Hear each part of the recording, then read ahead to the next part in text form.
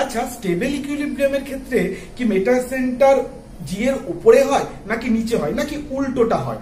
আচ্ছা, প্যাসেঞ্জারের কমফোর্টের সময় জিএম মানে অর্থাৎ মেটাসেন্ট্রিক হাইট কি পজিটিভ হয় কি নেগেটিভ হয়, এই সমস্ত কিছু নিয়ে আমাদের কনফিউশন কিন্তু থাকে। আমরা যারা সিভিল ইঞ্জিনিয়ারিং পড়াশোনা করি এটা কোথাও না কোথাও বারবার ভুলে যায়, বারবার আমাদের মনে থাকে না, এই জিনিসটা হয়। তো আজকে তোমাদেরকে যে লেকচারটা দেবো সেই লেকচারটা যদি তোমরা শেষ অবধি দেখো, এমন আমি কনসেপ্ট দেবো যে এই জিনিসটাকে তোমরা যদি এই কোয়েশ্চেনগুলো আসে জাস্ট তোমরা যদি অ্যাপ্লাই করো আর কোনো কনফিউশন হবে না এবং কোনো সুন্দরভাবে কোয়েশ্চেন আনসার গুলো করে নিতে পারবে, কোনো সমস্যাই হবে না। ঠিক আছে, তাই চলো আজকে আবার তোমাদেরকে অনেকদিন পর নতুন একটা ক্লাস নিয়ে তোমাদেরকে স্বাগত জানাচ্ছি। আজকে আমরা পড়বো বায়োন্সি এবং সেটা হচ্ছে ফ্লুইড মেকানিক্স এর পরবর্তী লেকচার। আর ফ্লুইড মেকানিক্স এর আগে যে একটুখানি বাকি থেকে গেছে সেটা আমি নেক্সট লেকচারে করিয়ে দেবো, কোনো অসুবিধা নেই। তাহলে চলো আজকে আমরা একটা ফ্রেশ টপিক নিয়ে পড়াশোনা শুরু করবো, সেটা হচ্ছে বায়োন্সি। বায়োন্সি বায়োন্সি কথাটার বাংলা কি? বায়োন্সি কথাটার বাংলা হচ্ছে প্লবতা। না, প্লবতা জিনিসটা কি? দেখো, প্লবতা জিনিসটাকে পড়তে হবে। প্লবতা চ্যাপ্টারটার মধ্যেই এই metacentric height, stable equilibrium, unstable equilibrium সমস্ত কিছু আছে। তাই স্টার্টিং এ আমাদেরকে যে চ্যাপ্টারটা পড়তে হবে সেই চ্যাপ্টারটার নাম হচ্ছে বায়োন্সি। আচ্ছা, প্লবতা জিনিসটা কি? প্লবতা জিনিসটা হচ্ছে এরকম যে ধরো একটা এরকম জল আছে, ঠিক আছে, জল আছে। এবার সেই জলের নিচে কোন একটা বস্তু, ধরো এরকম কোন একটা বস্তু ধরো ডুবে রয়েছে, কোন একটা বস্তু ডুবে রয়েছে। তাহলে তোমরা যদি নিজেরা যদি কখনো সাঁতার কাটো তাহলে খেয়াল করতে পারবে যে যখন বন্ধুরা মিলে সাঁতার কাটা হতো, যেহেতু আমি সাঁতার কাটতে পারি সেহেতু বন্ধুরা মিলে যখন সাঁতার কাটা হতো তখন জলের মধ্যে সাঁতার কাটা অবস্থায় নিজেদের ওজনকে না অনেকটা হালকা মনে হতো, বা বন্ধুদেরকে যখন তুমি টানতে তখন দেখবে অনেকটা হালকা মনে হতো। আবার অনেক সময় দেখেছো অনেক ভাগীরথী নদীর ধার দিয়ে সেই বাঁশ নিয়ে যেত আগে অনেক, তো সেই বাঁশকে তুমি যদি এমনি টানতে যাও অনেক ভারী, কিন্তু যখন ওটা জলের ওপর দিয়ে নিয়ে যেত এটা কিন্তু অনেকটা হালকা হতো। দ্যাট মিনস একটা জিনিস আমরা প্রত্যেকেই জানি যে জলের মধ্যে যদি কোনো বস্তু থাকে তাহলে কিন্তু সেই বস্তুটার ওজন অনেক হালকা হয়ে যায়। ওকে, এই হালকা হয়ে যায় কেন? এই রিগার্ডিং এ একটা সূত্র আছে যেটাকে বলা হয় আর্কিমিডিসের প্রিন্সিপাল। কিসে বলা হয়? আর্কিমিডিস। আমি বাংলায় লিখছি, আমরা এটা সবাই পড়েছি, আর্কিমিডিসের প্রিন্সিপাল। ঠিক আছে, আর্কিমিডিস প্রিন্সিপাল। আর্কিমিডিস প্রিন্সিপাল, এই যে এটা হালকা হয়ে যায়, এই হালকা হয়ে যায় কতটা সেই ব্যাপারে আমাদেরকে বলে হচ্ছে আর্কিমিডিস। আচ্ছা, হালকাটা হয় কেন? তো আর্কিমিডিস বলছে যে কোনো একটা বস্তু ধরো এটা একটা জল, ঠিক আছে, এটা ধরো একটা জলের লেয়ার, কোনো একটা বস্তু যদি জলের মধ্যে পুরোটা নিমজ্জিত থাকে, জলের মধ্যে পুরোটা নিমজ্জিত থাকে মানে সাবমার্জ কন্ডিশনে থাকে, অর্থাৎ জলের লেয়ার পুরো বস্তুটা নিচে আছে। আর যদি কোনো বস্তু আংশিক নিমজ্জিত থাকে, ধরো কিছুটা জলের মধ্যে আছে কিছুটা উপরে আছে, ক্লিয়ার? তাহলে কোনো বস্তু যদি সম্পূর্ণ নিমজ্জিত থাকে এটাই হচ্ছে সম্পূর্ণ নিমজ্জিত, আর এটা হচ্ছে আংশিক নিমজ্জিত। বুঝতে পেরেছো? কেন কি পার্ট নিমজ্জিত আছে আর এটা সম্পূর্ণ নিমজ্জিত আছে। এরকম কন্ডিশনের ক্ষেত্রে এই বস্তুগুলোর ওজন কমে যাবে, মনে হবে যে কমে যাচ্ছে। সেই কমে যাওয়া পরিমাণটা কত না, এই বস্তুর যে আয়তন সেই সমপরিমাণ যে জল, ঠিক আছে, যতটা বস্তুটা ডুবে রয়েছে ঠিক তার সমপরিমাণ জলের যে ওজন হবে তার পরিমাণ ওজনের কমে যাবে। তাহলে ধরে নাও এই বস্তুটার আয়তন V1 আর এই বস্তুটার এই যে ডুবে থাকা বস্তুটার যে পোর্শনটা, এই যে পোর্শনটা ডুবে রয়েছে বস্তুটা, ঠিক আছে, শুধুমাত্র এই পোর্শনটার আয়তন হচ্ছে ধরো V2, এটা হচ্ছে V1 এই পুরো বস্তুটার আয়তন, কেন কি যেহেতু সম্পূর্ণটা ডুবে রয়েছে আর আংশিক বস্তুটা কিন্তু যতটুকু ডুবে রয়েছে আমাদের কনসানসুস যতটুকুই, তাহলে এই বস্তুটার আয়তন হচ্ছে V2।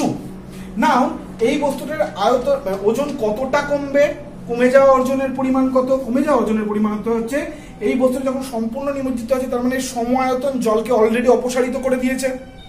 অপসারিত করা মানে কি?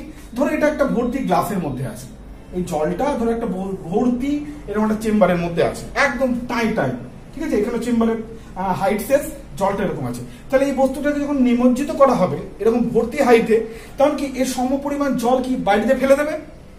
যেহেতু কাটায় আছে, কেন কি বস্তুটা জায়গা নিচ্ছে, তো জায়গা নিতে গেলে কি সমপরিমাণ যতটা পরিমাণ জায়গা নিল ততটা পরিমাণ জলকে বাইরে ফেলে দিয়েছে। সেই যে বাইরে ফেলে দেওয়া যে জল সমপরিমাণ সেটাকে বলে অপসারিত জল বা ডিসপ্লেসড ওয়াটার।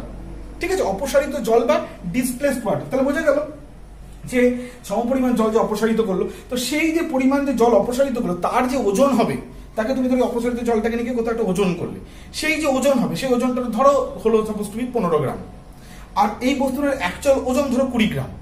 তাহলে বর্তমান অবস্থায় বস্তুটার ওজন কত হবে? 20 - 15 = 5 গ্রাম। ঠিক আছে, তাহলে ব্যাপারটা বুঝতে পারছো? তাহলে এই বস্তুটাকে টেকনিক্যালি যদি আমরা লিখি যে বস্তুটার কতটা পরিমাণ ওজন কমে যাবে, তাহলে লিখবো আমরা V1, কি লিখবো? V1 পরিমাণ তো জল অপসারণ করেছে।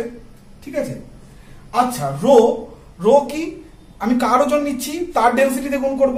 আমরা হচ্ছে জলের ওজন নিচ্ছি, তাহলে এটা অবশ্যই রো ডাব্লিউ, তাহলে অপসারিত জলের ওজন, তাহলে রো ডাব্লিউ ইন্টু জি। আমরা সবাই জানি যে ওয়েট ইকাল টু কোনো কিছুর ওজন ইকাল টু কি জানি? ভি ইন্টু রো ইন্টু জি, ভি ইন্টু রো ইন্টু জি, আয়তন ইন্টু ডেনসিটি ইন্টু জি। এবার কি এখানে আমরা কার ওজন বার করছি? জলের ওজন বার করছি, সেই জন্য আমরা জলের ডেনসিটিতে গুণ করেছি। আচ্ছা, সেই জলের আয়তন কতটা? বস্তুটার আয়তনের সমান যতটা নিমজ্জিত আছে, সেই জন্য আমরা V1 লিখেছি, আর জি তো আমরা লাগাই, তোমরা জানো। ঠিক আছে, তাহলে এতটা পরিমাণ ওজন বস্তুটার কমে যাবে। তাহলে ধরে নাও এটা W1, তাহলে বস্তুটার আগের ওজন যদি শুধু ক্যাপিটাল W হতো, তাহলে বস্তুটার এখন ওজন কত? W - W1। তাহলে এটা হয়ে গেল বস্তুর বর্তমান ওজন। ব্যাপারটা ক্লিয়ার? আশা করি আর কোনো সমস্যা নেই। চলো এবার এইটা দেখে নিই। এইটার ক্ষেত্রে ধরে নাও বস্তুর আগের ওজন ছিল W1, ধরে নাও আগের ওজন ছিল। ঠিক আছে, তাহলে বর্তমানে ওজন কতটা কমলো? যতটা পরিমাণ জল অপসারিত করেছে, কতটা পরিমাণ জল অপসারিত করেছে? এই যে V2 পরিমাণ যতটা পরিমাণ নিমজ্জিত আছে, তাহলে V2 ইন্টু রো ডাব্লিউ ইন্টু জি, এই পরিমাণ ওজন জল অপসারিত করেছে। ঠিক আছে, তাহলে আগের ওজন কত ছিল? W1 মাইনাস এটা ইকাল টু হচ্ছে প্রেজেন্ট W।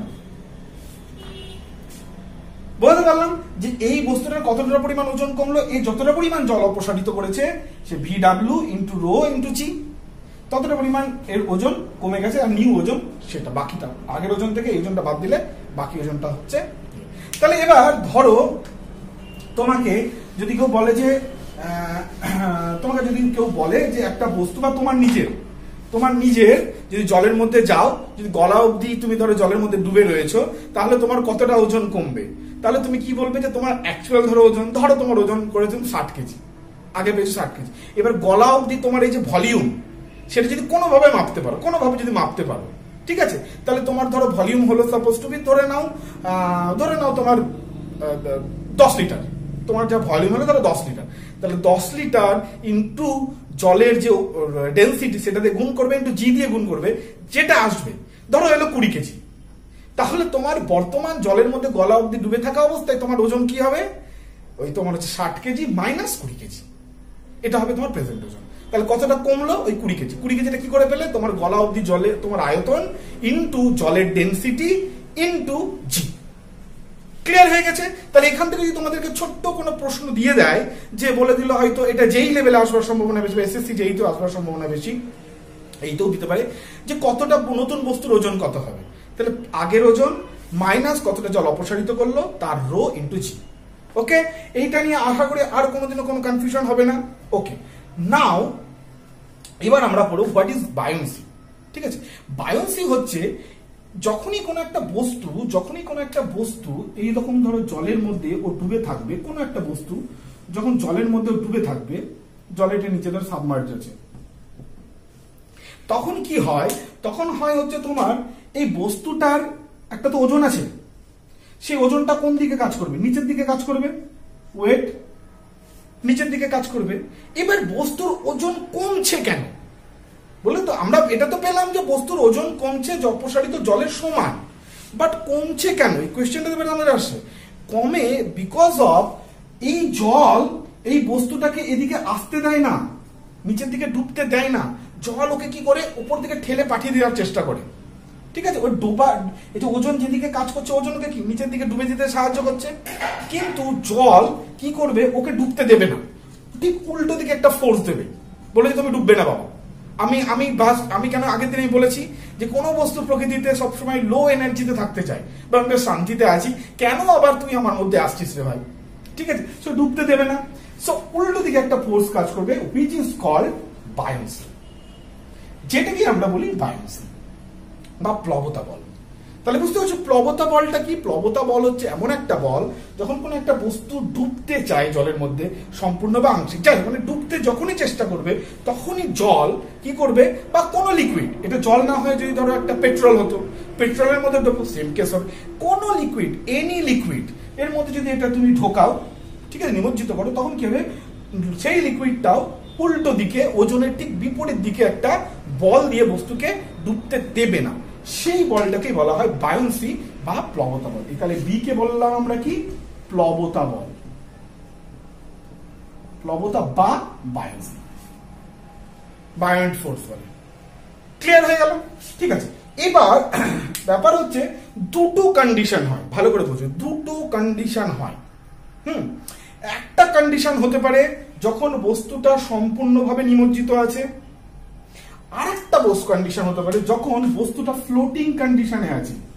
ফ্লোটিং কন্ডিশন মানে কি? ফ্লোটিং কথাটা মানে কি? ভাসা। আমরা সাঁতার কাটি তো, সাঁতার কাটি কি আমরা ভেসে থাকি? ভেসে থাকা মানে কি? বস্তুর কিছুটা অংশ ওপরে, জলের ওপরে, কিছুটা অংশ জলের নিচে। ক্লিয়ার? এই কন্ডিশনটাকে বলা হয় ফ্লোটিং কন্ডিশন। কি বলা হয়? Floating condition. খুব ভালো করে বুঝে নাও, কেন কি প্রশ্ন আমরা এবার ঢুকে যাচ্ছি, খুব ইম্পর্টেন্ট কিছু জায়গাকে ধরবো এবং দারুণ ভাবে কনসেপ্ট ক্লিয়ার করে নেবো, এরপর আর তোমাদের কোনো প্রবলেম হবে না। ঠিক আছে, তাহলে একটা জিনিস বুঝতে পারছো যে বস্তু যখন ডুববে বা ডুবে থাকবে তার দুটো কন্ডিশন হয়। একটা কন্ডিশন হচ্ছে যেটা সম্পূর্ণ নিমজ্জিত বা সাবমার্জড কন্ডিশন, এটাকে আমরা বলবো সাবমার্জড কন্ডিশন, যখন বস্তু একদম সম্পূর্ণভাবে জলের নিচে আছে। আর আরেকটা হয় যখন ফ্লোটিং কন্ডিশন, যখন বস্তু মানে কিছুটা জলের নিচে আর কিছুটা জলের উপরে আছে। ওকে, এই দুটো কন্ডিশনের উপরে অনেক কিছু আমরা স্টাডি করব। ঠিক আছে, তার স্টাডি করবার আগে কি স্টাডি করব?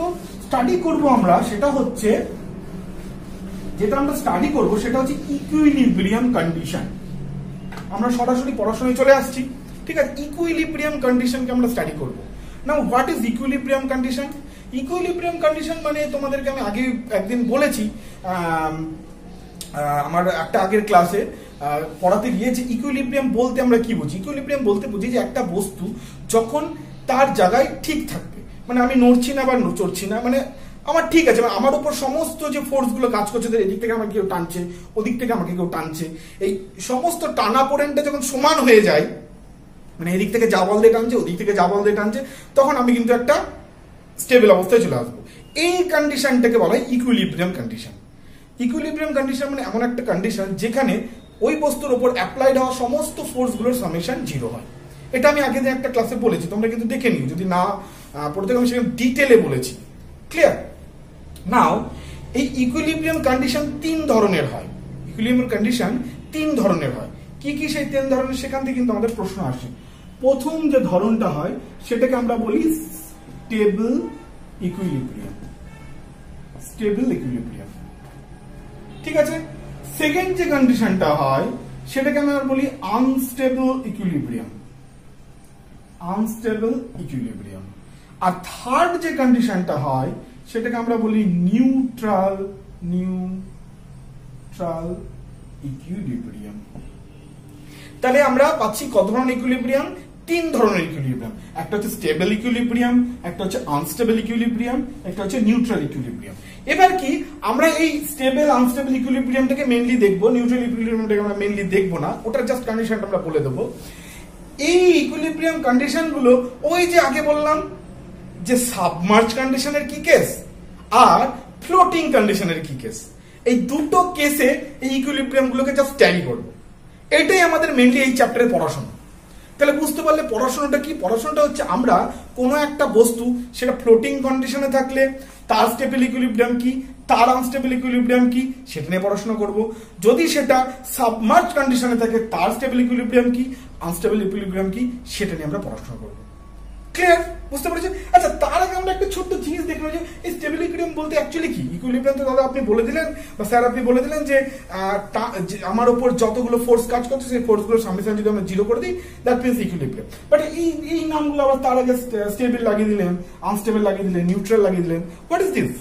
হ্যাঁ, এবং এই জিনিসটা বুঝে না, কারণ এই জিনিসটা যতটা বুঝে নেবে না তোমার এগুলোতে আর কোনো সমস্যা হবে না। ওই যে পরে মেটাসেন্ট্রিক হাইট বেশি হলে এটা হয় না, কম হলে ওটা হয়, কোনো কনফিউশন থাকবে না। তুমি জাস্ট একটা ছোট্ট জিনিস করবে, বুঝে what will be the answer. Now let's know এটা স্টেবল আনস্টেবল আর ইকুইলিব্রিয়াম। আমরা এটা একটা খুব জেনারেল একটা এক্সাম্পল দিয়ে বোঝানো হয়, সেই এক্সাম্পলটা দিয়ে আমি তোমাদেরকেও বোঝাচ্ছি। ধরো এরকম একটা বাটি আছে, ধরো আমি রেড পেন দিয়ে করি তাহলে বুঝতে সুবিধা হবে। ধরো এরকম একটা বাটি আছে, এখানে একটা বাটি আছে, আবার এটার জন্য একটা বাটি আছে, তিনটে বাটি আছে, ক্লিয়ার? এবার সরি তিনটে বাটি আছে। এবার এই বাটিটাকে ধরে নাও আমি উল্টে দিলাম, এই বাটিটাকে ধরো আমি উল্টে দিলাম, মানে এরকম করে রাখলাম। আর এই বাটিটাকে ধরো আমি বাটি না করে প্লেন করে দিলাম, প্লেন সারফেস করে দিলাম, ঠিক আছে? তাহলে তিনটে কন্ডিশন। এবার ধরো আমি এখানে একটা বল নিলাম, ছোট্ট, ধরো ওই যে আমরা গুলি খেলেছি ছোটবেলায়, সেই ধরনের ছোট্ট একটা গুলি নিলাম। এবার গুলিটাকে ধরো আমি টেনে তুলে গিয়ে এখানে নিয়ে টেনে তুললাম, দিয়ে ছেড়ে দিলাম। তাহলে কি হবে? গুলিটা আবার আস্তে আস্তে আস্তে আস্তে এখানে আসবে, আবার সেটা আস্তে আস্তে আস্তে আস্তে এখানে আসবে, এরকম করে এরকম এরকম এরকম এরকম এরকম করতে করতে করতে করতে করতে করতে একসময় গিয়ে আবার মিডিলে দাঁড়িয়ে যাবে। আবার যদি আমি গুলিটাকে টানি, আবার এরকম এরকম এরকম এরকম করতে করতে করতে করতে অক্সিলেট করতে করতে, এটাকে বলে অক্সিলেশন, অক্সিলেশন করতে করতে করতে করতে আবার অরিজিনাল জায়গায় ফিরে আসবে। এই যে কন্ডিশন, এটাকে বলা হয় স্টেবল ইকুইলিব্রিয়াম। মানে কি?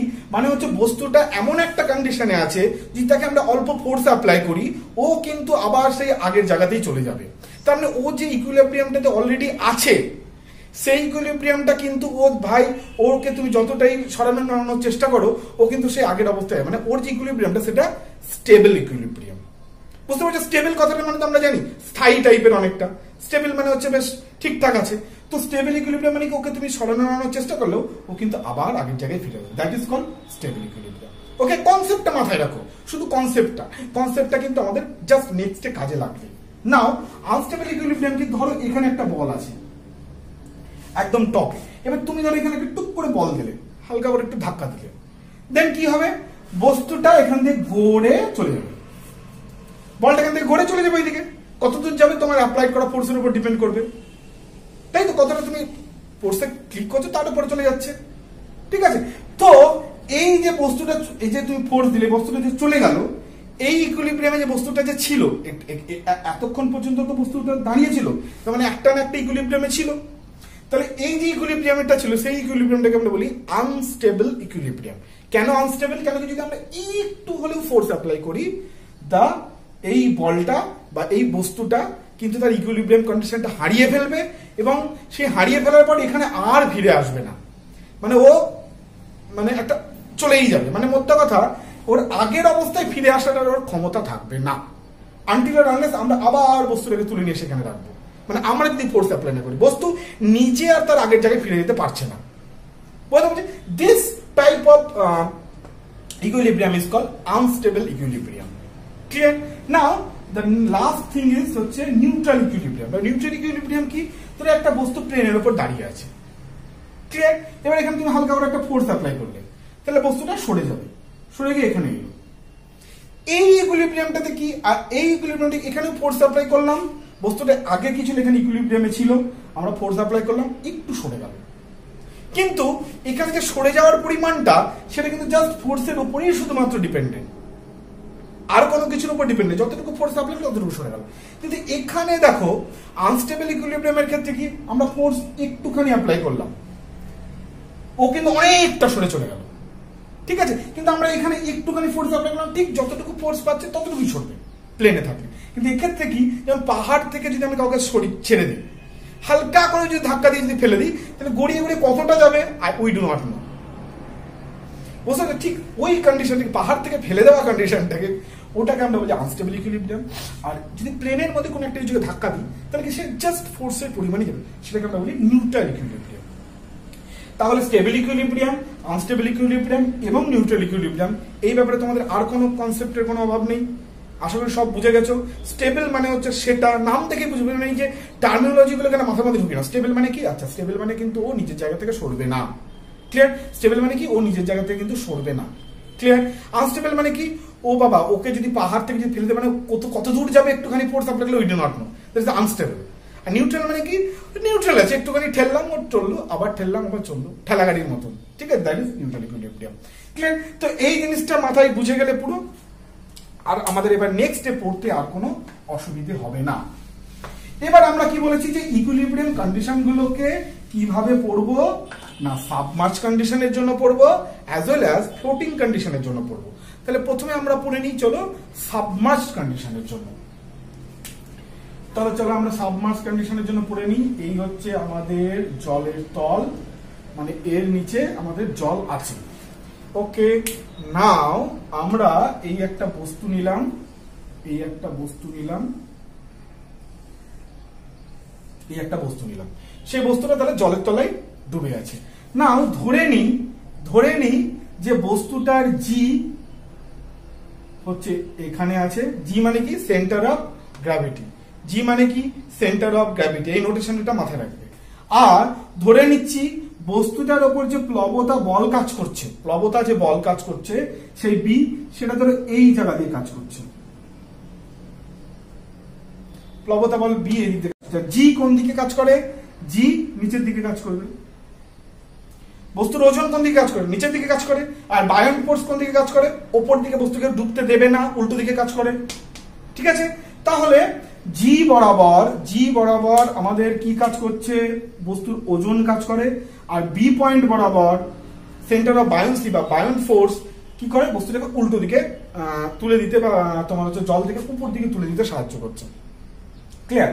তাহলে এই একটা কন্ডিশন যখন বস্তুটা সাবমার্জ আছে। এবার দেখো এইটা দুটো কন্ডিশন হতে পারে। কি কি দুটো কন্ডিশন হতে পারে? এক নম্বর হয় জি, প্রথম কন্ডিশন যেটা এক নম্বর কন্ডিশন আমরা এখানে লিখেছি যে জি বি এর ওপরে আছে, হতে পারে। আবার কন্ডিশন নাম্বার 2 হতে পারে কি? যখন বি উপরে জি নিচে, হতে পারে। ঠিক আছে, এই দুটো কন্ডিশনের উপরে বস্তু কি হয়, কারণ তোমাদেরকে প্রশ্ন আসতে পারে, বলে দিল যে সাবমার্জ কন্ডিশনে যখন জি বি এর উপরে আছে তখন কি ঘটতে পারে, বা যখন বি জি এর উপরে আছে তখন কি ঘটতে পারে সাবমার্জ কন্ডিশনে। সো আমরা এবার চলো দেখি এগুলো কি ঘটতে পারে। তাহলে আমরা প্রথম কন্ডিশন এটাকেই নিই। কি নিলাম? প্রথম কন্ডিশন আমরা নিলাম হচ্ছে জি বি এর উপরে আছে। এবার আমরা কি করব? ইকুইলিব্রিয়াম টেস্ট করছি। তাহলে ইকুইলিব্রিয়াম টেস্ট করতে গেলে কি করতে হবে? আমাদেরকে একটা বাইরে থেকে ফোর্স অ্যাপ্লাই করতে হবে। আমরা আগেই দেখলাম যে ফোর্স অ্যাপ্লাই করার পর তার কি রিয়াকশন হচ্ছে, সে কি আগের অবস্থায় ফিরে আসতে পারছে নাকি আগের অবস্থায় ফিরে আসতে পারছে না, চলেই যাচ্ছে, ডিফর্ম হয়েই যাচ্ছে। এই দুটোকে ট্যালি করে তো আমরা ইকুইলিব্রিয়াম বুঝি। তো চলো সেই জিনিসটা আগে আমরা করি। তাহলে এখানে আমাদেরকে আগে একটা বাইরে থেকে ধরো ফোর্স অ্যাপ্লাই করলাম, যেটাকে আমরা বললাম ডিস্টার্বিং ফোর্স। কি বললাম? Disturbing force. কি বললাম? Disturbing force. তাহলে আমরা এর উপর একটা ডিস্টার্বিং ফোর্স অ্যাপ্লাই করলাম। ক্লিয়ার? নাও ডিস্টার্বিং ফোর্স অ্যাপ্লাই করার পরে কি হবে? বস্তুটা এরকম কাত হয়ে যাবে। ধরে নাও কাত হয়ে গেল এরকম ভাবে।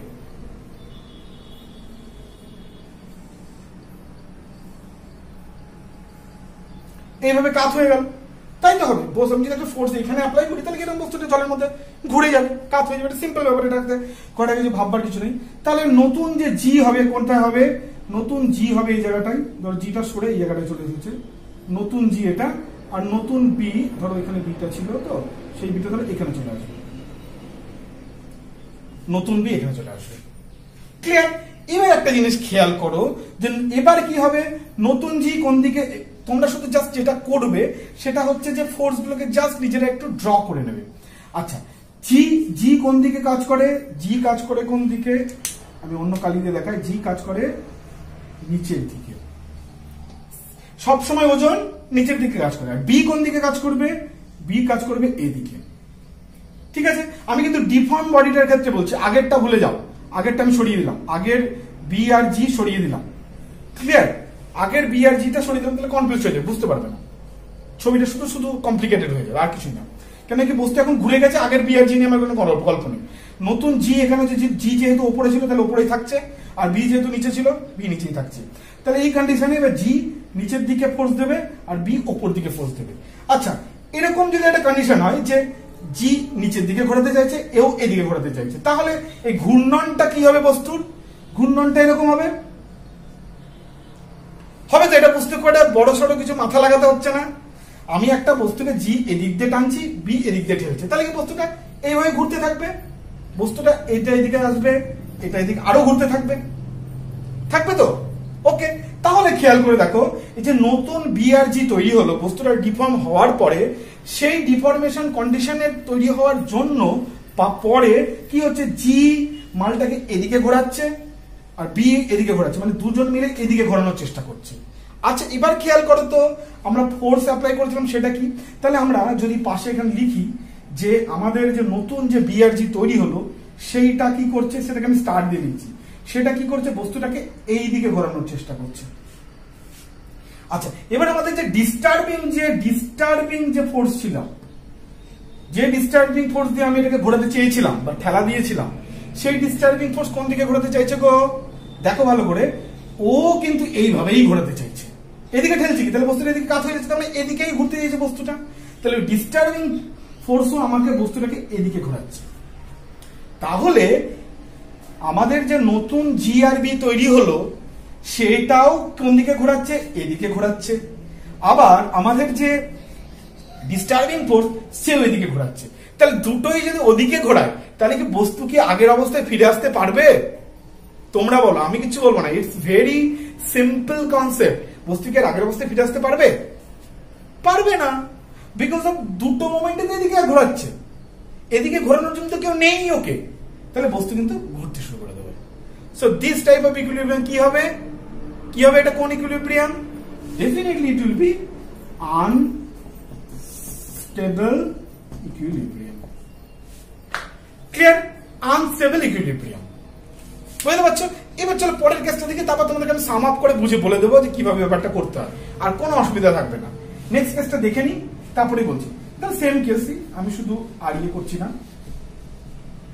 বারবার জিনিসগুলোকে আঁকছি না, একটা আঁকার মধ্যে আমি পুরো ব্যাপারটা করবার চেষ্টা করছি। আচ্ছা, এবার নেক্সট কেস কি হতে পারে? নেক্সট কেস আমি যেটা বলেছিলাম যে ধরে নাও জি নিচে বি ওপরে, জি নিচে বি ওপরে। আচ্ছা, তাহলে বি যদি ওপরে হয় তাহলে ডিফর্ম কন্ডিশনে বি উপরেই থাকবে, আর ডিফর্ম কন্ডিশনে জি এখানে থাকবে। ক্লিয়ার? তাহলে জি নিচে বি উপরে। প্রথম কন্ডিশনে আমরা কি পড়েছি? জি উপরে বললাম, বি নিচে বললাম। এই কন্ডিশনে জি নিচে বি উপরে। আবার সেম থিং, ধরো বি কোন দিকে ঘোরানোর চেষ্টা করবে বাবু? এই দিকে ঘোরানোর চেষ্টা করবে। বি উপর দিকে সবসময় কাজ করে, আর জি কোন দিকে কাজ করে? নিচের দিকে কাজ করে। তাহলে এই ক্ষেত্রে কি হচ্ছে, বি উপর দিকে এদিকে ঘোরা ফোর্স দিচ্ছে, জি এদিকে ফোর্স দিচ্ছে। তাহলে কোন দিক কিরকম ঘূর্ণন হবে? অবশ্যই ঘূর্ণনটা এরকম হবে, বস্তুটা এরকম করে ঘুরতে চেষ্টা করবে। কেন কি এই ফোর্সটা এদিকে আসছে আর এই ফোর্সটা এদিকে আসছে, তাহলে বস্তুটা এরকম করে ঘুরতে চেষ্টা করবে। ক্লিয়ার? তাহলে ঘূর্ণনটা হবে এইদিকে। ঠিক আছে, মানে এটাকে যদি আমি ক্লকওয়াইজ বলি তাহলে এটা হবে অ্যান্টি ক্লকওয়াইজ। ওকে, আর ডিস্টার্বিং ফোর্স কোন দিকে দিচ্ছে দেখো তো? ডিস্টার্বিং যে ফোর্সটা সেটা কোন দিকে ঘোরানোর চেষ্টা করছে? ডিস্টার্বিং ফোর্স কিন্তু এই দিকে ঘোরানোর চেষ্টা করছে, মানে ক্লকওয়াইজ ঘোরানোর চেষ্টা করছে।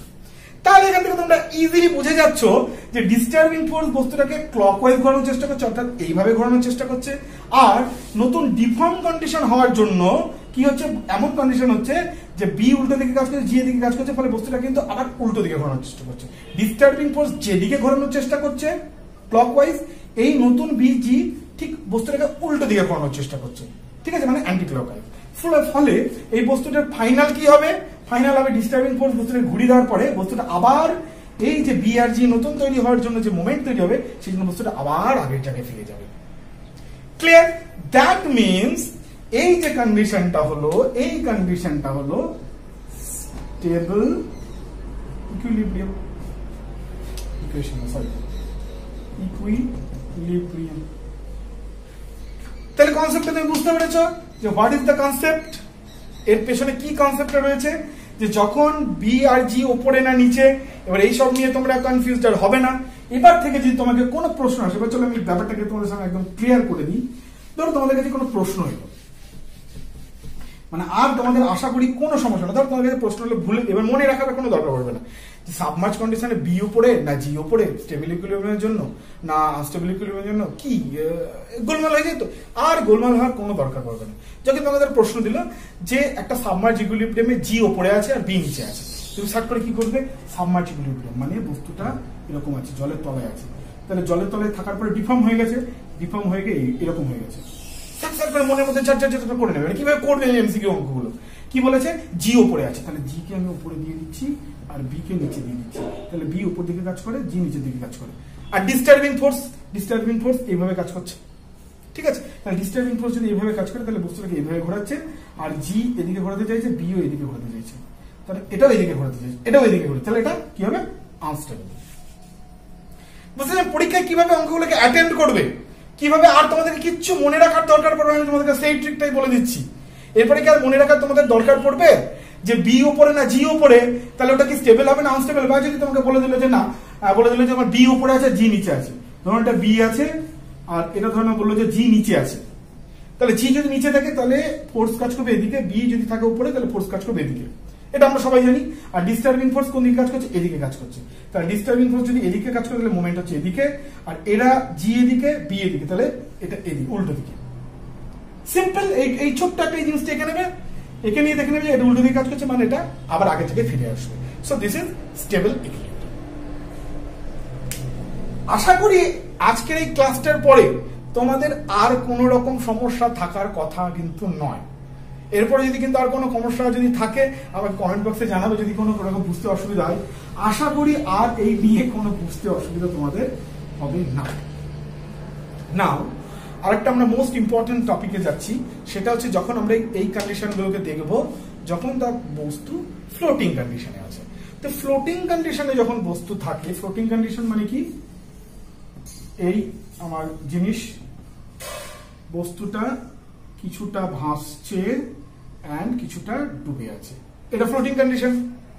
এটা হচ্ছে আমাদের জলের তল, কিছুটা উপরে আছে কিছুটা নিচে আছে। তাহলে এই ফ্লোটিং কন্ডিশনে বস্তুর কি কন্ডিশন? তো ফ্লোটিং কন্ডিশনে আমাদের আরো একটা টার্মিনোলজিকে জানতে হবে, যে টার্মিনোলজিটাকে আমরা বলি মেটা সেন্টার। কি বলি? মেটা সেন্টার। নাম আমরা জানি এম দিয়ে লেখা হয়। কি দিয়ে লেখা হয়? এম দিয়ে, ক্যাপিটাল এম দিয়ে লেখা হয়। তো নামটা তো আমরা সবাই পড়েছি, সিভিল ইঞ্জিনিয়ারিং নিয়ে পড়েছেন, মেটা সেন্টার নাম জানি না এটা হতে পারে। উই আর অল কি বলবো ভেরি মানে পরিচিত, ঠিক আছে, আমরা ভীষণ পরিচিত মেটা সেন্টার টার্মিনোলজিটা সম্পর্কে। না, হোয়াট ইজ মেটা সেন্টার? মেটা সেন্টারকে আমরা দুটো ভাবে ডিফাইন করতে পারি, দুটো ভাবে একে সংজ্ঞা দেওয়া যায়। এক নম্বর সংজ্ঞা হচ্ছে কি, ধরো বস্তুর এটা হচ্ছে ভার্টিক্যাল অ্যাক্সিস, বস্তুর এটা ভার্টিক্যাল অ্যাক্সিস। আমরা এটাকে একটুখানি কাট করে নিই, তাহলে বুঝতে একটু সুবিধা হবে। হ্যাঁ, ধরো বস্তুটা একটু কোন একটা ডিস্টার্বিং ফোর্স কাজ হয়েছে এর উপর, কাজ হওয়ার পর বস্তুটা ধরো এরকম ভাবে বেঁকে গেছে, এরকম বেঁকে গেছে, এরকম ধরো ডিস্টার্বিং ফোর্সের দিকে কাজ করা হয়েছে, দেওয়া হয়েছে, তাহলে বস্তুটা এরকম করে জলের মধ্যে বেঁকে গেছে। নাও এটা ধরে নাও বস্তুটার অ্যাক্সিস ভার্টিক্যাল অ্যাক্সিস, নিচের যে ভার্টিক্যাল অ্যাক্সিস থাকে সেটা আর কিছু না, মাঝখান বরাবর একটা ভার্টিক্যাল অ্যাক্সিস। আর ধরে নাও বস্তুটার প্লবতা বল, ধরে নাও বস্তুটার প্লবতা বল বা বি এখানে কাজ করছে, বি ধরে নাও এখানে কাজ করছে এই পয়েন্টটা। তাহলে বি এর যদি আমরা টানি তাহলে কি হবে, বি এইভাবে কাজ করবে, ওর উপর দিকে তোলার চেষ্টা করে বি, আমরা জানি। তাহলে এই যে পয়েন্টটা পাবো, কোন পয়েন্টটা? এই যে পয়েন্টটা পাবো যেখানে ভার্টিক্যাল অ্যাক্সিসকে বায়ন্ট ফোর্স যেখানে ক্রস করবে, যেখানে ভার্টিক্যাল অ্যাক্সিসকে এই বায়ন্ট ফোর্সটা ক্রস করবে, সেই যে পয়েন্টটা পাবো সেই পয়েন্টটাকেই বলবো আমরা মেটা সেন্টার। মেটা সেন্টার। তাহলে বুঝতে পারছো এই জিনিসটাকে জাস্ট ছবির মতন করে মাথার মধ্যে ঢুকিয়ে নাও, যখনই ভুলে যাবে এই ছবিটা মনে পড়ে স্যার বোর্ডে এই ছবিটা করিয়েছিল, তার মানে এটাই হচ্ছে, ঠিক আছে। তো মেটা সেন্টার হচ্ছে সেইটা যেখানে vertical axis and buoyant force দুটো একে অপরকে ক্রস করছে, this is called meta centre. এটা হচ্ছে মেটা সেন্টারের এক নম্বর ডেফিনেশন। মেটা সেন্টারকে আরো একটা ভাবেও ডিফাইন করা যায়। কিভাবে? যখন এই যে বস্তুটা ধরো এই যে আমি এইভাবে ডিস্টার্বিং ফোর্স দিলাম, বস্তুটা এভাবে করে ঘুরলো, কাত হয়ে গেল। এবার যদি ধরো এই যে বলেছি স্টেবল ইকুইলিব্রিয়াম যদি হয় বা আনস্টেবল ইকুইলিব্রিয়াম যাই হোক না কেন, ধরো স্টেবল ইকুইলিব্রিয়ামের কেস হলো, তাহলে বস্তুটা আবার আগের জায়গায় ফিরে আসতে চেষ্টা করবে।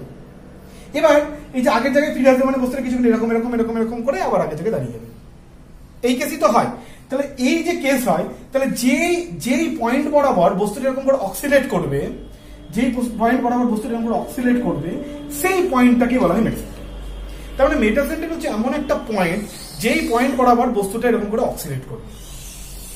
ঠিক আছে, ঠিক যেমন করে ধরো এই যে এই কেসটা যেটা ছিল, এখানে যে বস্তুটা কি এই মিডিল পয়েন্টটা ছিল, এইটা হচ্ছে ধরো মেটা, সাপোজ আমি বলছি, সাপোজ ধরো এটা মেটা সেন্টার, মানে কি ও যে এরম এরম এরম এরম করবে সেটা কোন পয়েন্ট বরাবর? এই পয়েন্ট বরাবর।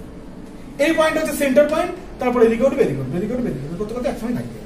So meta centre is that point যেই পয়েন্টে এই বস্তুটা, ফ্লোটিং বস্তুটা কি হয়, ফ্লোটিং বস্তুটা অক্সিলেট করে। ঠিক আছে, অক্সিলেট করে মানে এই জিনিসটা করে। ক্লিয়ার? ওকে, তাহলে দিস ইজ কল্ড মেটা। তাহলে মেটা সেন্টার আমরা দুটো ডেফিনেশন পেলাম। একটা ডেফিনেশন কি পেলাম, যে ভার্টিক্যাল অ্যাক্সিস কে বায়ন ফোর্স যেখানে ক্রস করছে, দ্যাট পয়েন্ট ইজ বায়ন, মানে তোমার হচ্ছে মেটা সেন্টার।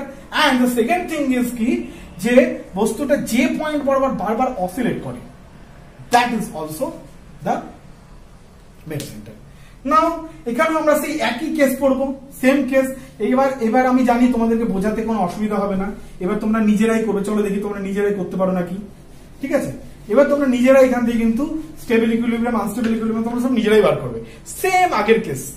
আচ্ছা, আগের কেস তাহলে আমরা ধরে নিচ্ছি এই হচ্ছে আমাদের জলের তল, আর বস্তু ধরে নাও এটা, এটা হলো বস্তু। এবার ধরো আমি বস্তুকে ডিফর্ম করিয়ে দিচ্ছি, তাহলে আমি শুধু ডিফর্ম শেপটা আঁকছি, বুঝলো, তোমাদের বুঝতে সুবিধা হওয়ার জন্য শুধুমাত্র ডিফর্ম শেপটা আঁকছি। কেন কি অরিজিনাল শেপেও যদি জি ওপরে থাকে সেন্ট্রাল গ্র্যাভিটি, তো ডিফর্ম শেপেও জি ওপরেই থাকবে। ওকে, তাহলে ধরে নাও এটা হচ্ছে আমাদের ডিফর্ম হয়ে যাওয়া, মানে আমি ফোর্স দেওয়ার পর মালটা ঘুরে যাওয়ার পর যে জিনিসটা। ঠিক আছে, তাহলে আমি এবার একটা জিনিস দেখো, মেটা সেন্টার বলে দেওয়া মানে কি, তোমাকে যখন মেটা সেন্টার যখন বলে দিচ্ছে, তাহলে কি তোমাকে আর সেন্টার অফ বায়োন্সি বা ওই যে যেখান দিয়ে বি কাজ করছে সেই পয়েন্টটাকে বলার দরকার আছে? আছে কি? নেই। কেন কি মেটা সেন্টারের মধ্যে বি ঢুকে আছে, আমরা দেখলাম এক্ষুনি। কেন কি বি যেখানে ভার্টিক্যাল অ্যাক্সিস কে কাট করে, that is meta centre. So meta centre কথাটার মধ্যেই বি অলরেডি ঢুকে আছে। তাহলে আমাদের আরেকটা কি আছে প্যারামিটার এই এই এই জিনিসটা বোঝার জন্য, সেটা হচ্ছে জি। ওকে, তাহলে আমরা এখানে যেগুলো করবো সেটা হচ্ছে এম এর সাথে জি এর রিলেশন। আগেরটা যখন সাবমার্জ কন্ডিশনে পড়েছিলাম কি সেখানে মেটা সেন্টার ছিল না, সেখানে শুধু আমাদের বি ছিল, তাহলে বি এর সাথে জি কে তুলনা করেছিলাম। এখানে কি ওই সেন্টার অফ বায়োন্সি কে আমরা মেটা সেন্টারের মধ্যে ঢুকিয়ে দিয়েছি ফ্লোটিং কন্ডিশনের ক্ষেত্রে, এটা ফ্লোটিং কন্ডিশনের ক্ষেত্রে। তাহলে এখানে আমরা কি দেখবো, এম দেখবো আর কি দেখবো, জি দেখবো। Clear? Now this is M, ধরে নিচ্ছি এম নিচে আর ধরে নিচ্ছি জি ওপরে। ওকে, ধরে নিচ্ছি এম নিচে আর জি ওপরে। ক্লিয়ার? ডিস্টার্বিং ফোর্স এইভাবে কাজ করেছে, ডিস্টার্বিং ফোর্স এইভাবে কাজ করেছে। ক্লিয়ার? আচ্ছা, এম আমি কি বলেছি, এম পয়েন্ট বরাবর বস্তু ঘোরে, অক্সিলেট করে। তাহলে এম যদি এটা হয়, তাহলে এই পয়েন্ট বরাবর বস্তু ঘুরবে, এরকম এরকম এরকম এরকম করবে। ক্লিয়ার? আচ্ছা, জি কোন দিকে কাজ করে? অলওয়েজ নিচে, অলওয়েজ নিচে কাজ করে। তাহলে এই পয়েন্ট বরাবর ঘুরে বস্তু, আর এই বস্তু এদিকে টান দিয়ে ফোর্স দিচ্ছে, তাহলে কোন দিকে ঘুরবে বস্তু? কোন অসুবিধা হচ্ছে বুঝতে? এই পয়েন্ট বরাবর ধরো বস্তুটাকে আমি এখানে পিন করে দিয়েছি, দিয়ে বস্তুটাকে এরকম এরকম দিয়ে ঘোরাচ্ছে, তাহলে জি দিয়ে আমি এদিকে ফোর্স দিয়ে ঘোরাই, তাহলে বস্তুটা এইভাবে ঘুরবে, এইভাবে রান করবে। সো যদি জি ওপরে থাকে, তাহলে বস্তুর এই যে পাল্টে যাওয়া জি এর জন্য কি হচ্ছে, বস্তুকে এইভাবে ঘুরছে। আর ডিস্টার্বিং ফোর্স কোন দিকে কাজ করছে? ও মাল এদিকে কাজ করছে। So what will be the case? The case will be unstable equilibrium. তাহলে যদি ফ্লোটিং কন্ডিশনের ক্ষেত্রে জি যদি ওপরে থাকে আর এম যদি নিচে থাকে, তাহলে দ্য কেস উইল বি কি? The case will be unstable equilibrium. উল্টো কেসটা করে নিই, চলো। উল্টো কেসটা মানে কি? উল্টো কেসটা মানে হচ্ছে, উল্টো কেসটা মানে কি তোমরাই করে নেবে, আমার আর কিছু আলাদা করে বলবার দরকার পড়বে না। যে এম ধরো উপরে আর জি ধরো নিচে, তাহলে এম বরাবর বস্তু ঘুরবে, তাহলে জি সবসময় নিচের দিকে কাজ করছে। তাহলে এই বরাবর পিন করে দিয়েছি, বস্তুকে আমি এদিকে ফোর্স দিচ্ছি, তাহলে কোন দিকে ঘুরবে? এই বরাবর ঘুরে, তাহলে এই দিকে ঘুরবে, ফোর্স উইল বি দিস। আর ডিস্টার্বিং মোমেন্ট কি হবে দিস।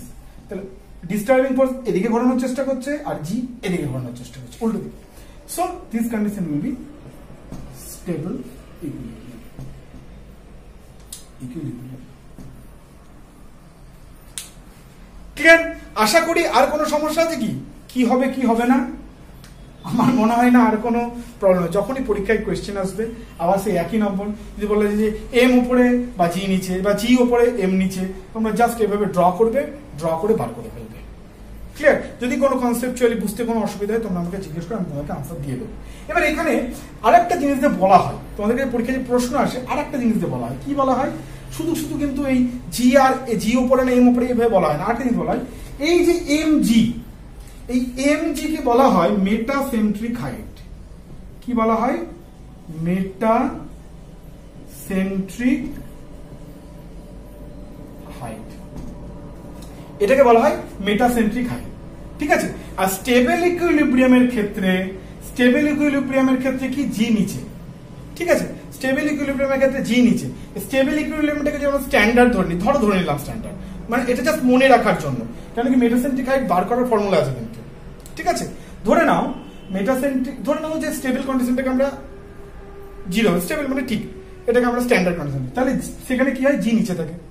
তাহলে এমজি, এখানে যে এমজি হবে, এই যে এমজি যে ডিস্টেন্স হবে, এটাকে আমরা বলবো পজিটিভ। তাহলে আমরা চলো এটাকে ছোট্ট করে টেবিল বানিয়ে নিই, তাহলে আর কোনো অসুবিধা হবে না।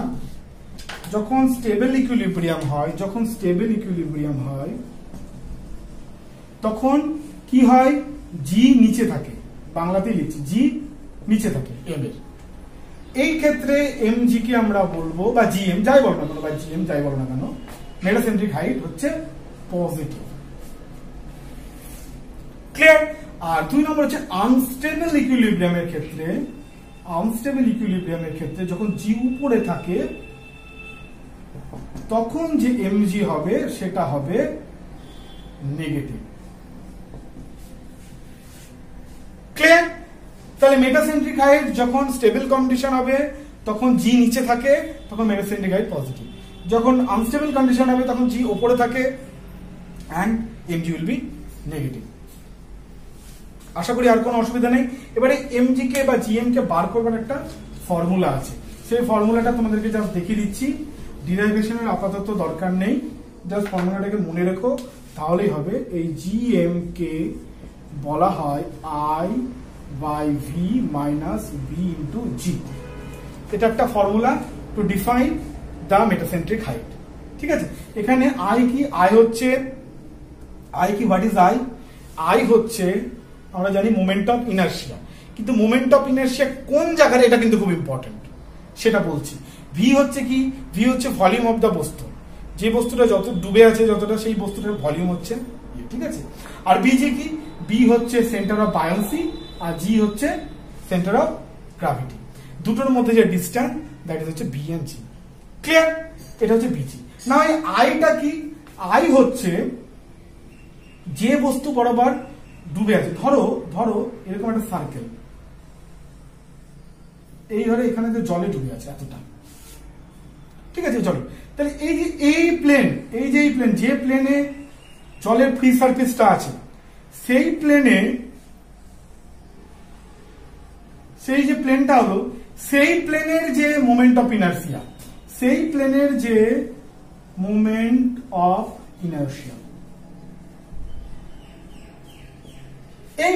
Moment of inertia that is হচ্ছে কি, হচ্ছে তোমার আই। তার মানে যে প্লেন বরাবর বস্তুটা ডুবে রয়েছে, মানে যতটা জলে রয়েছে উপরে রয়েছে, সেই যে ক্রস সেকশনাল প্লেন, ওয়াটারের ফ্রি সারফেস যেখানে একদম রয়েছে, সেই প্লেনটারই কিন্তু মোমেন্ট অফ ইনার্সিয়া মাইন্ডেড।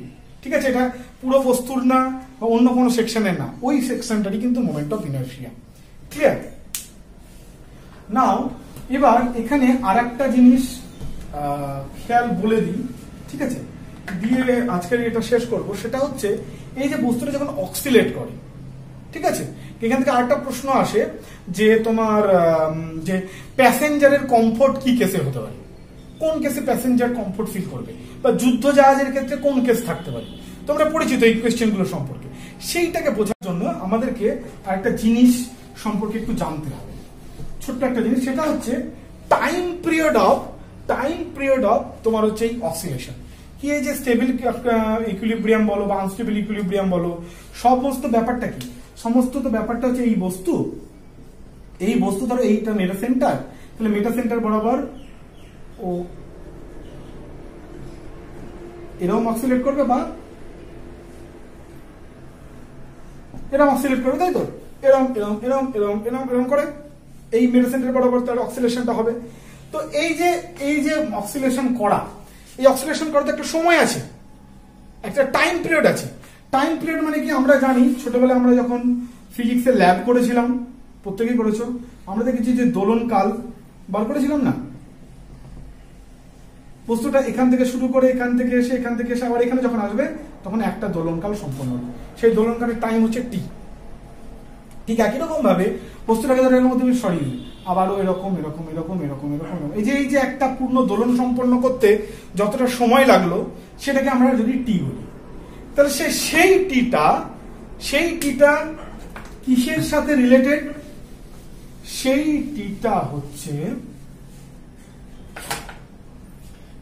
টিটা এই জিএম এর সাথে ইনভার্সলি ভ্যারি করে। আমি আর টোটাল ডিরাইভেশনটা দিচ্ছি না, ঠিক আছে? এটুকুটা মাথায় রাখো, তাহলেই হয়ে যাবে।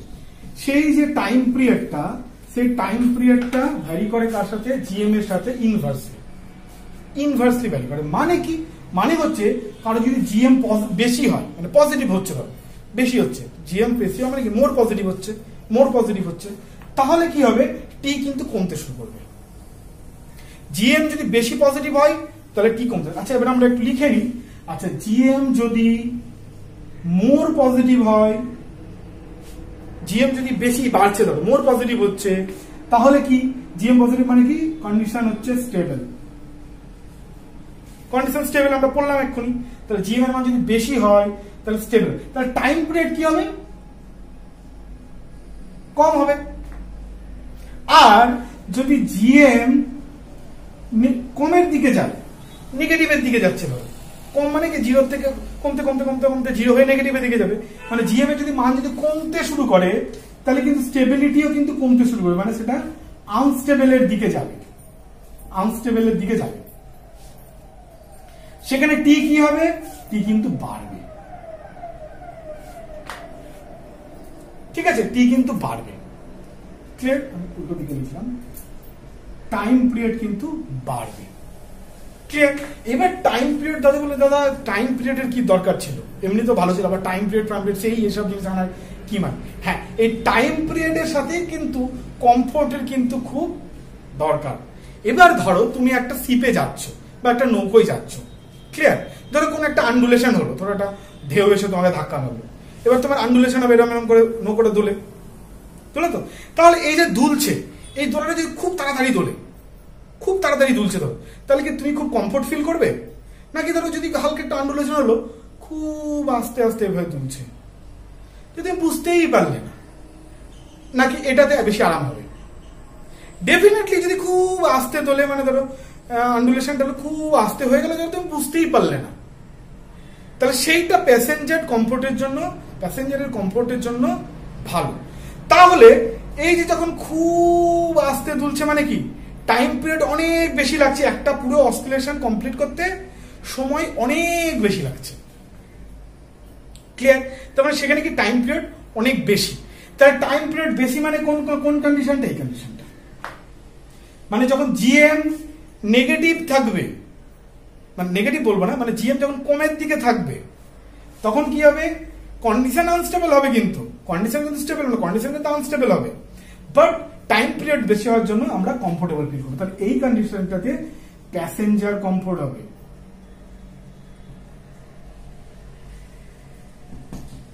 নাও যুদ্ধ জাহাজের ক্ষেত্রে কি ওদের কমফোর্ট বেশি দরকার, নাকি জাহাজ যাতে ডুবে না যায় সেটা বেশি মাথায় রাখা দরকার?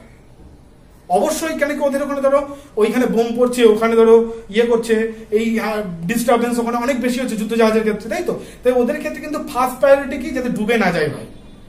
কমফোর্ট দেখে আমার লাভ নেই, যাতে আমার জাহাজ ডুবে, জাহাজ ডুবে যাওয়া মানে অনেক সেনা মরে যাবে, অনেক জিনিসপত্র রয়েছে তার মধ্যে, সেগুলো সব নষ্ট হয়ে যাবে। সো ফর যুদ্ধ জাহাজের ক্ষেত্রে কিন্তু আমার কাছে কিন্তু স্টেবিলিটিটা ইম্পর্টেন্ট, প্যাসেঞ্জার কমফোর্ট ইম্পর্টেন্ট। তাহলে স্টেবিলিটি ইম্পর্টেন্ট যদি হতে হয় তাহলে আমাকে জিএম কে বেশি রাখতে হবে, সিম্পল কনসেপ্ট। তাহলে জিএম যদি বেশি থাকে তাহলে স্টেবিলিটি বাড়বে, সেখানে কিন্তু টাইম পিরিয়ড কমে যাবে। মানে কি, যুদ্ধ জাহাজের বোট কিন্তু খুব তাড়াতাড়ি হিলবে, খুব তাড়াতাড়ি হিলবে, কিন্তু প্যাসেঞ্জারের বোট খুব আস্তে আস্তে হিলবে। ঠিক আছে, সেখানে কমফোর্ট বেশি, স্টেবিলিটি কম। আর যুদ্ধ জাহাজের ক্ষেত্রে স্টেবিলিটি বেশি বাট কমফোর্ট কম। বুঝতে পেরেছ? তাহলে তোমরা যদি আরেকটা নিজেদের স্বার্থের জন্য যদি মনে রাখো, তাহলে স্টেবিলিটির সাথে কমফোর্টের সম্পর্ক কিন্তু ব্যস্তানুপাতিক। মানে কমফোর্ট বাড়লে স্টেবিলিটি কমে, স্টেবিলিটি বাড়লে কমফোর্ট কমবে। তোমাদেরকে এই কন্ডিশনটা বুঝিয়ে দিলাম। আচ্ছা, আর একটা নিউট্রাল ইকুইলিব্রিয়ামের কথা বলেছিলাম, যখন এম আর জি একসাথে মিলে যাবে, অ্যাপার্ট ফ্রম থাকে না, তখন সেটা হয়ে যায় নিউট্রাল কন্ডিশন, নিউট্রাল ইকুইলিব্রিয়াম। তাহলে আশা করি এখান থেকে আর কোনো তোমাদের বুঝতে অসুবিধা থাকলো না এই চ্যাপ্টার থেকে। শুধু একটা জিনিস আমি বললাম না, আইএক্স বা আইওয়াই একটু কনফিউজ হয়ে যাবে, পরে কখনো একটা সময় বলে দেবো, বা যদি এক্সাম আসে তাহলে আমাকে একটু বলো, আমি তখন ওটা পড়িয়ে দেবো। বাট এই গেল হচ্ছে পুরো কনসেপ্ট। মোটামুটি এই জায়গার থেকে সমস্ত প্রশ্ন কিন্তু আসে, যেইতেও আসে, এইতেও আসে, সব কিছুতে এখান থেকে প্রশ্ন আসে। সো প্লিজ এইখান মানে এটা একটু বড় লেকচার হলো, তোমাদের অনেকদিন থেকে বলছিলে বড় লেকচার করতে, বড় লেকচার করলাম। এইটা থেকে তোমাদের আশা করি আর কোনো রকম কোনো কনফিউশন থাকবে না, সমস্ত কনফিউশন ক্লিয়ার হয়ে যাবে, সমস্ত কনসেপ্ট ক্লিয়ার। আর বুঝতেই পারছো, এটা হয়ে যাওয়ার ফলে তোমাদের পরীক্ষাতে মোটামুটি একটা অনেকটা কনফিডেন্স বেড়ে গেলো। ফ্লুইড মেকানিক্সের একটা বড় জায়গা। আগামী দিনগুলোতে আমি যেহেতু গ্যাপ দিয়ে ফেলেছি বেশ কয়েকদিনের, আমি কিন্তু বেশ পরপর কিন্তু খুব দরকারি কিন্তু টপিকগুলো ধরবো। সয়েলের আমি খুব দরকারি টপিকগুলো ধরবো। তো ফলে আমার চ্যানেলে কিন্তু থাকো এবং পুরো ভিডিওগুলো দেখো এবং তোমাদের কনসেপ্ট কিন্তু ক্লিয়ার করে নাও। আর একবার যারা নতুন আছো তারা অবশ্যই আমার চ্যানেলটাকে সাবস্ক্রাইব করো, আমার ভিডিওগুলোকে লাইক এবং শেয়ার করো, যাতে আমিও একটুখানি উৎসাহিত ফিল করি। ঠিক আছে, তো আজকের জন্য এইটুকুই, আবার নেক্সট ভিডিওতে দেখা হচ্ছে, ততক্ষণের জন্য